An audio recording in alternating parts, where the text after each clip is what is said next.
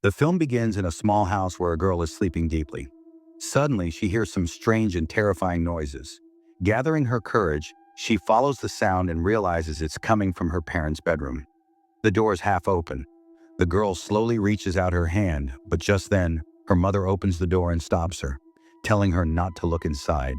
But it was already too late. The girl's eyes catch a glimpse inside, and she sees her father's dead body. The story then shifts to the main character, Kate, who is a criminal psychologist. The police call her in to help with the murder investigation. The initial suspicion falls on the wife, Helen, who is believed to have killed her husband. Kate arrives at the scene and is shocked after seeing the corpse because the murder was brutal. The man's neck had been twisted with extreme cruelty. This makes the police believe the killer might be mentally unstable, and Kate's report will decide whether Helen goes to prison or is sent to a mental hospital. Kate tries to talk to Helen, but she doesn't say a word. After that, Kate meets Helen's daughter Sophie, who is hiding under the bed out of fear. To gain Sophie's trust, Kate tells her she really likes her paintings. Slowly, Sophie opens up and reveals that her grandfather warned her not to tell anyone the truth. Otherwise, her mother would be thrown in jail. Kate promises that will never happen. That's when Sophie reveals that behind her father's death is a terrifying woman named Mara. Kate questions Helen again, and this time Helen explains that her husband hadn't been able to sleep for days. One night, he suddenly broke down and confessed to having an affair. Helen thought about divorce but stayed quiet for the sake of the children. That same night, she woke up and realized she couldn't move her body. With her own eyes, she saw Mara killing her husband. The police dismiss it as nonsense and believe that Helen committed the murder in a fit of rage. Kate also writes the same in her report, and the next day, Helen is sent to a mental hospital. Seeing Sophie being taken away from her mother, Kate feels deep regret because she had promised that she would never let this happen. That very night, strange things start happening to Kate as well. She suddenly wakes up and realizes her body's completely paralyzed. As she looks around, she sees the shadow of a woman leaving the room. Terrified, Kate jumps up, and when she turns on the light, she finds it was only a clothes hanger. But the real horror was just about to begin. Suddenly, Kate remembers one of Sophie's drawings. When she flips it over, she finds an incomplete address written on the back. Kate realizes that the key to the mystery lies at that very address, where she finds a drawing made by combining two torn pieces. On the back of that painting it says, "To know the truth, meet Mr. Takashi." Hearing this name, Kate immediately goes to the address. She knocks on the door, but no one answers, so she slowly enters. When she goes into the bedroom and pulls back the bedsheet, she is horrified to see Takashi's corpse. The police arrive quickly, and the investigation reveals that Takashi had already been dead for a week. The most terrifying part was that the way he died was exactly the same as how Helen's husband had been killed. Even though there is no solid evidence, the police still suspect Helen and consider her the main culprit. But Kate feels that Helen alone couldn't possibly have the strength to break someone's neck. So she heads straight to the hospital where Helen was being held. At first, Helen doesn't say a word. That's when Kate shares the painful story of her own life. When she was a child, her mother suddenly developed a mental illness. Her father admitted her to a hospital, but a few weeks later, her mother took her own life. Remembering that moment, Kate says that if she had stayed with her mom back then, maybe she would still be alive. Hearing this melts Helen's heart, and she begins talking about her husband's sleep disorder and his treatment. Helen explains that her husband had been struggling with sleep problems, which is why he joined a support group where people suffering from addiction and insomnia would gather. That's where he first met Takashi. At first, everything seemed fine, but one day, strange red marks appeared in her husband's eyes, and after that, things started to spiral out of control. Around the same time, she saw Mara for the very first time. That same night, Kate goes to the support group Helen had told her about.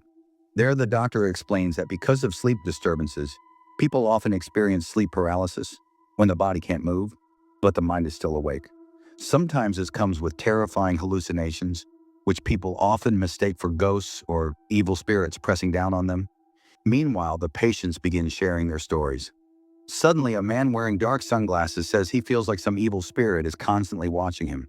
At first, he only saw it in his sleep, but now he sees it even while awake. Right then, another man named Doogie blurts out that the man is cursed. He warns that if the man falls asleep, he won't survive. The doctor tries to calm things down, but Doogie yanks off the man's sunglasses, revealing that the same red marks have now appeared in his eyes. The next day, Kate tells the police that she suspects Doogie is the real killer because he threatened to kill the man with the glasses. But the police refuse to believe her, thinking she's only trying to protect Helen. Meanwhile, the story takes a darker turn. The man with the glasses walks straight into a church. After saying a short prayer, he pours gasoline on himself and sets his body on fire. At the same moment, Kate wakes up from sleep, but once again, her body won't move. When she glances downward, she senses movement under the table. Just then, her phone rings. It's a call from the police. The police tell that the man wearing glasses set himself on fire, and now Doogie has been brought to the police station for questioning. No matter how much the police question him, Doogie doesn't answer anything. Then Kate mentions Mara's name, and the moment she says it, Doogie starts talking. He says that Takashi saw Mara first. At first he thought Takashi was crazy, but one night Doogie himself saw Mara with his own eyes. He goes on to explain that Mara first marks a person and then gradually takes their life.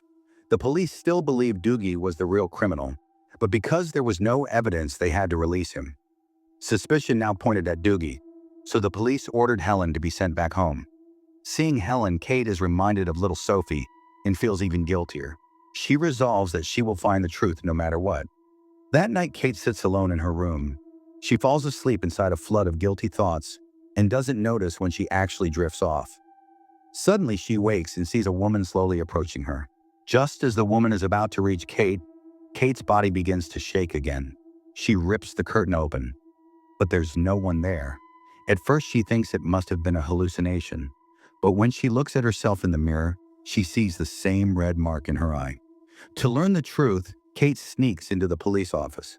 There she finds Doogie's address and the real CCTV footage of Helen's death.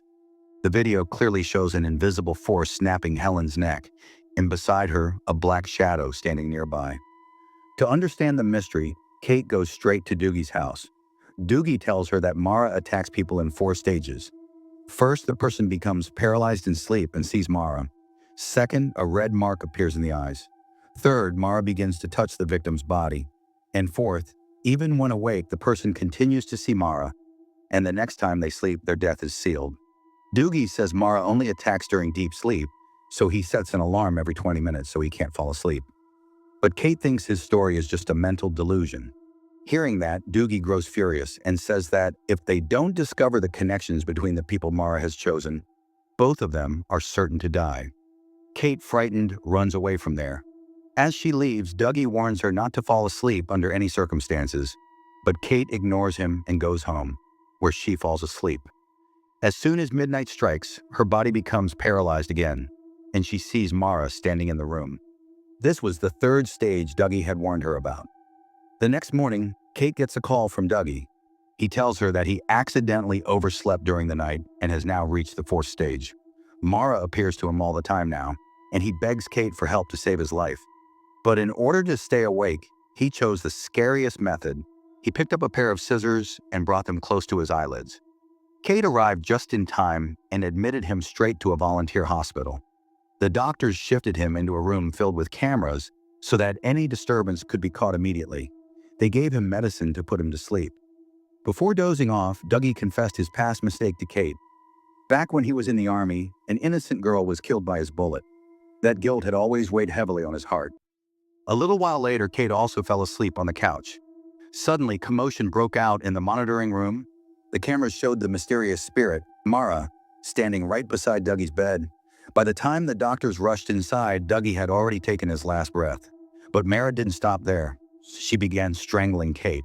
Luckily, the doctors woke her up in time and saved her life. Soon after, the police arrived at the scene.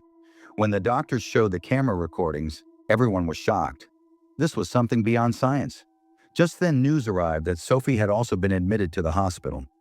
Kate realized that Mara had now targeted Sophie, and she too had reached the 4th stage. Kate warned Sophie's grandfather not to let her sleep under any circumstances, but he dismissed her words as madness and ignored her. Feeling hopeless, Kate went to Doogie's house looking for clues. After going through papers and photographs, she noticed a pattern. Mara only attacked those who blamed themselves for some mistake or crime. For example, Helen had always cursed herself over her husband's death. Kate herself had sent Helen to the mental hospital, which left Sophie an orphan. The man in the black sunglasses was his mother's killer, and Doogie was responsible for a girl's death. In that same list, Kate saw another name, Takahashi, but seeing it left her shocked, because the man was a total stranger to her. The police explained that Takahashi had once been a chef at a hotel in Japan. He had sold cheap, contaminated fish, which caused the deaths of 38 children. After that tragedy, he fled overnight to this city. It was this crushing guilt that drew Mara toward him. Slowly, Kate realized there was only one way to save Sophie. She had to free her from her guilt.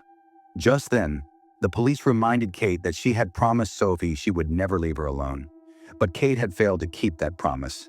That broken vow was the guilt weighing Sophie down even more. Kate immediately got into her car and drove toward the hospital. But she was so exhausted in the way that she dozed off. When she woke up, both her eyes had turned red. She too had entered the fourth stage. She quickly got off the vessel and ran straight to the hospital.